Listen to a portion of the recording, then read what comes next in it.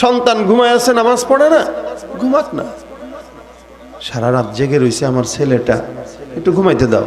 মা ডাকে, বাবা কয় না ঘুমাইতে দাও। কি করছে রাতে? কয় না রাত্রে একটু ফেসবুক চালাইছে তো, ঘুমা। আদর করে ঘুমা। কি খেলে? কি গেম? Free fire. এটার আমল আপনাদের খুব চলে।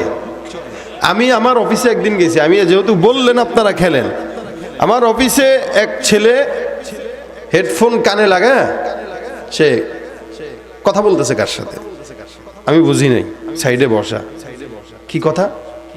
দোস্ত দোস্ত তুই ডানে যা, ডানে যা, ডানে যা, ডানে যা। আমি কই কি রে, এ কার সাথে কথা বলে? তো মনে করছে আমি হয়তো কানে কম শুনি, মনে হয় সে তো অন্য কিছু করতেছে, তা আমি শুনছি ভুলটা। তো কিছুক্ষণ পরে আবার তাকায় দেখি এই যে বলতেছে মার বেটা মার মার মার মার মার এটা মার। আমি এর সামনে গেলাম, যাই দেখি সে মনিটর বন্ধ করে দিয়েছে। আমি তুমি কি করো? কয় কিছু না ভাই, এমনিই বসে আছি। ঠিক আছে, ওকে থাকো। আমি আবার বসছি আমার রুমে, যায় এদিকে আবার কথা কয়। তা আমি একজনকে বললাম এই যে কি করে রে? কেন জানেন না আপনি? না, ফ্রি ফায়ার খেলে। ফ্রি ফায়ার খেলে তো কথা কয় কেন? খেলতেছে খেলুক, কথা বলার কি আছে? না, ও যেমন শয়তান, এখানে একটা বসা, ওর ওপারেও তার একটা শয়তান বসে দিয়েছে ওর সাথে খেলার জন্য। স্কুল কলেজগুলো বন্ধ দিয়ে দিয়েছিল বেশ কিছুদিন, আমাদের পোলাপানদের উন্নতি হয়েছে এটাই, এছাড়া কিছু উন্নতি হয় নাই। এটাই উন্নতি হয়েছে আলহামদুলিল্লাহ। মাদ্রাসাগুলো আল্লাহর রহমতে করোনার প্রথম ঢেউ থেকে এখনো পর্যন্ত মাদ্রাসাগুলো আল্লাহর রহমতে খোলা আছে, এটা আল্লাহর রহমত। আর এই কারণে অন্য দেশের মতো বাংলাদেশে আল্লাহ পাক এত গজব দেন নাই। অন্য দেশে যেভাবে মারা গেছে, বাংলাদেশে আল্লাহর রহমত আছে বলেই বাংলাদেশের মানুষ এখনো ঠিকই আছে। এতটুক একটা দেশে কোটি কোটি মানুষ কিভাবে যে আল্লাহ বাঁচাইছে, এটা শুধুমাত্র এই ছাত্রগুলা রাত্রেবেলা তাহাজ্জুদ পুরো দোয়া করছে আমাদের জন্য, যার কারণে আল্লাহ বাঁচাইছে, নাহলে আল্লাহ বাঁচাইতো না। যাই, যেটা বলতেছিলাম সেটা হলো আমাদের অবস্থা এমন, আমরা ইমানের বেলায় নরম, দুনিয়ার বেলায় কঠোর। টাকা কামাইতে হবে, এই জায়গায় ছাড় দেওয়া চলবে না। দুই ব্যবসায়ী, একজন ভালো করে আরেকজন খারাপ করে, একজন ইমানদার আরেকজন বেঈমান। এখন বেঈমান যেটা এটা কয় কিরে দোস্ত, এই হুজুরগিরি কইরা এই দেশে ব্যবসা করা যাবে না, 2 নম্বর হও তাহলে লাভবান হইবা। মানে এই জায়গায় সে কঠোর, টাকা কামাইতে হবে। কিন্তু ইসলামের বেলায় দাঁড়িয়ে রাখো না কেন? দৌড় বেটা রাখ, মনে বয়স হোক 40, 45, 50 হোক, তারপরে রাখা যাবে। এই বেলায় সে নরম। আমাদের দেশে নেতাদের বিরুদ্ধে যদি কেউ কথা বলে, তাদেরকে সরাসরি জেলখানায় ভরা হয়।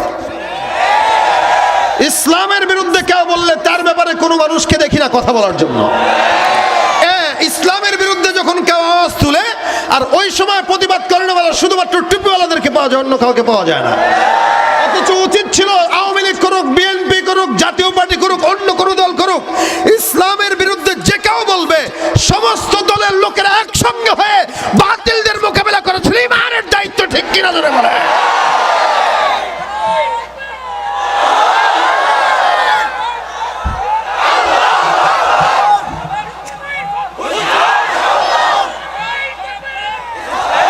কি হবে নামাজ রোজা ইমানদারির বড়াই করে, যদি ওই খোদার কোরআন নর্দমাতে থাকে পড়ে। কি হবে নামাজ রোজা ইমানদারির বড়াই করে, যদি ওই খোদার কোরআন নর্দমাতে থাকে পড়ে। মসজিদের কোণে বসে জিকির যত করই কষে, মসজিদের কোণে বসে জিকির যত করই কষে, এভাবে যায় না পাওয়া আল্লাহকে, এভাবে যায় না পাওয়া আল্লাহকে। কি হবে বেঁচে থেকে অযথা বিদ্যা শিখে, যদি না গড়তে পারি শোষণবিহীন সমাজটাকে, ঠিক কিনা? কি হবে লেখালেখি কলমবাজির এই মহড়া, সমাজের আসল চিত্র যদি না যায় তুলে ধরা। যদি ওই ঘুষের বলে কলমটাও উল্টো চলে, যদি ওই ঘুষের বলে কলমটা উল্টো চলে, তবে কি যাবে রোখা দুর্নীতিকে?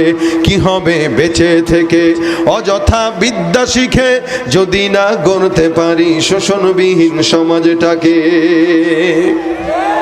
ইমানের জন্য কঠোর থাকবো না? থাকবো তো ইনশাল্লাহ।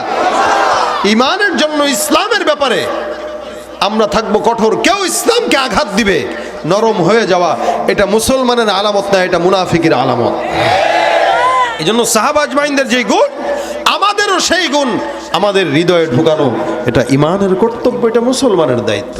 আমাদের রাসূল যেমন সম্মানী, আমাদেরকেও আল্লাহ পাক তেমন সম্মানী বানিয়েছেন, কিন্তু আমরা আমাদের নিজেদের পরিচয় জানি না।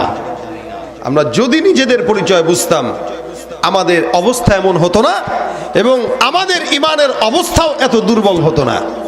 রাসূল করিম সাল্লাল্লাহু আলাইহি ওয়াসাল্লাম বলেন, তোমাদের সম্মান কতটুকু জানো? যতক্ষণ পর্যন্ত কোন নবীর তোমরা জান্নাতে না ঢুকবে, ততক্ষণ অন্য কোন নবীর উম্মতরা ঢুকতে পারবে না। এত দাম আল্লাহ পাক রব্বুল আলামিন আপনাকে আমাকে দিয়েছেন। এই জন্য আমরা এই ব্যাপারটায় কঠোর, যে আমি যেই দল করি সেটা আমার ব্যক্তিগত হিসাব, কিন্তু ইসলামের উপরে কেউ আঘাত দিবে, কটূক্তি করবে, দাড়ি সুন্নাহ অথবা কোরআন হাদিসের কোনো আয়াতের ব্যাপারে কেউ কটাক্ষ করবে, ওই সময় আমাদের কঠোরতা দেখায় দিতে হবে। আমরা সিংহের জাতি ছিলাম, সেই জাতি থাকতে চাই, বিড়ালের জাতি হতে চাই না। এটা আমাদের পরিচয়।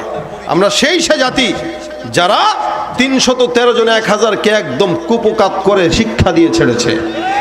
আমরা সেই জাতি যে আলী রাদিয়াল্লাহু তাআলা একাই একটা বিশাল বড় দরজার কপাট দিয়ে ইহুদি খ্রিস্টানদেরকে হামলা করে উনি ময়দানের ভিতর ওনার বীরত্বের পরিচয় দিয়েছে।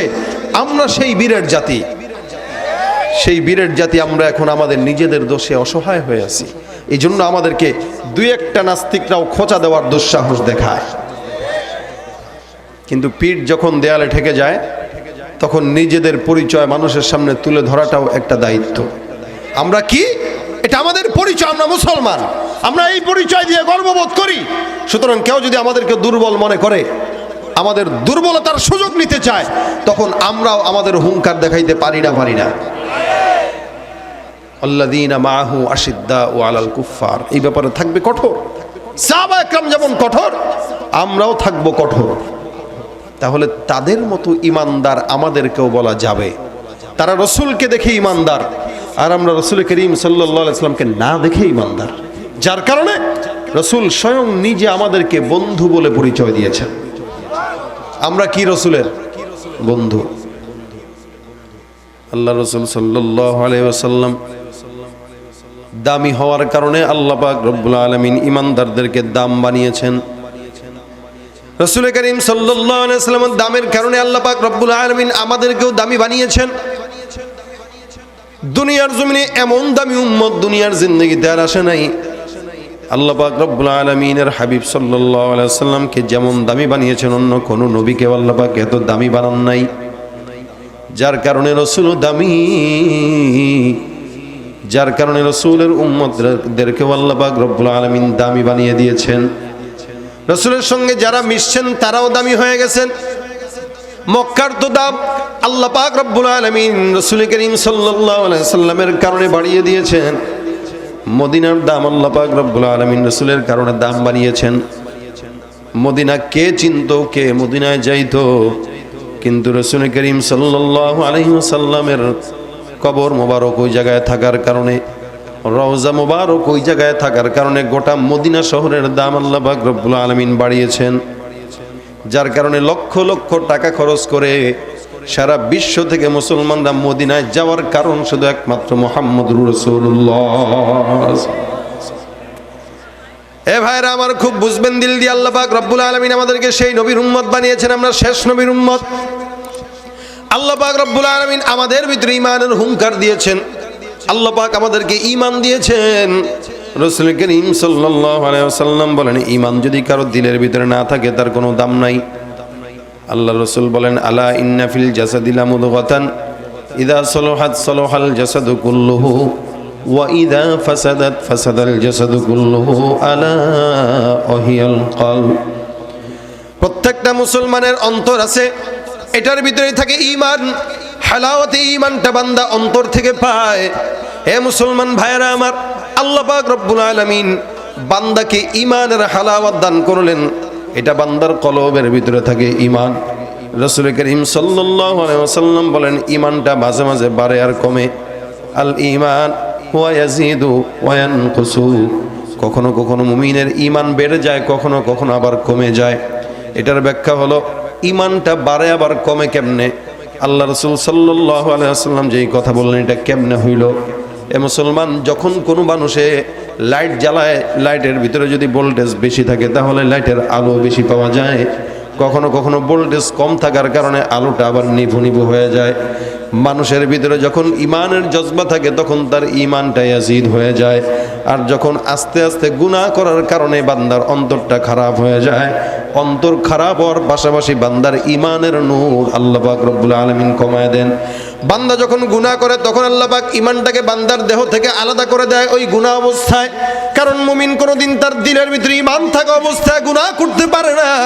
মুমিন যখন গুনাহ করে তখন তার কলবের ভিতরে ঈমান অবশিষ্ট থাকে না। মুমিনের গুনাহ শেষ হয়ে যায় তখন আবার কলবের ভিতরে ঈমান চলে আসে। কারণ ঈমান থাকা অবস্থায় কোনোদিন কোনো মুমিন আল্লাহর নাফরমানি করতে পারে না, ঠিক কিনা ভাইরা আমার? এই কারণে আল্লাহ পাক রব্বুল আলামিনের হাবিব বলেন, বান্দার কলবটা আছে, এই কলবের ভিতরে বান্দা ঈমানের মজা পায়, এখানেই থাকে আল্লাহ, এখানেই থাকে মুহাম্মদ। খুব বুঝবেন, কোন ফল যখন দিল ভিতরে ভিতরে পেকে যায়, ফলের ভিতরে পাকার কারণে উপরে সেটার রং প্রকাশ পায়, ফলের ভিতরে পচার কারণে উপরে সেটার রং প্রকাশ পায়, গন্ধ প্রকাশ পায়। খুব বুঝবেন দিল দিয়া, কোনো মানুষের কলবের ভিতরে যদি খারাপ থাকে অবশ্যই ওই বান্দার কলবের খারাপিটার দুর্গন্ধ বান্দার দেহের ভিতরে প্রকাশ পায়, ঠিক কিনা? যেমন নাকি আপনার দিলের ভিতরে খারাপ অবস্থা চলতেছে,